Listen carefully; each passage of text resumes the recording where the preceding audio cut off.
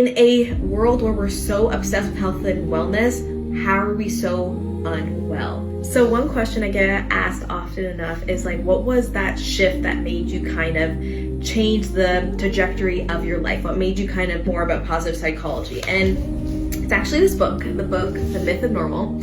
And it was a huge revolution when I read this book. It followed similar thoughts that I had, similar frustrations that I had, and understanding at the end of this book that there's a lot going in our society these days that can be prevented or should not be normalized.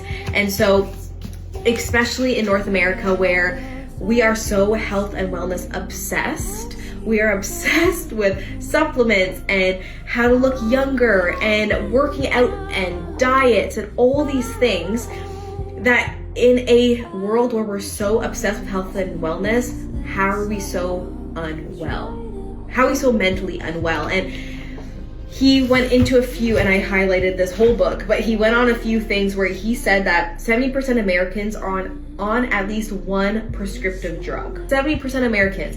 And then he says more than half take two. In Canada right now, depression and anxiety are the fastest growing diagnosis.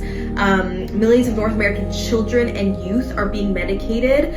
50 million Americans, over 20% of US adults, suffer with mental illness. And he goes on and explaining his research and, you know, being a physician and dealing with different people and clients of like how there's just so much that we've considered normal within the last decade, and how we have to go back to the basics and how we have to go back to certain things we have to relearn, especially if that we didn't learn that in our childhood or growing up or wherever, whatever instances or circumstances or environments we grew up in. A lot of the things is caught and not taught. But if you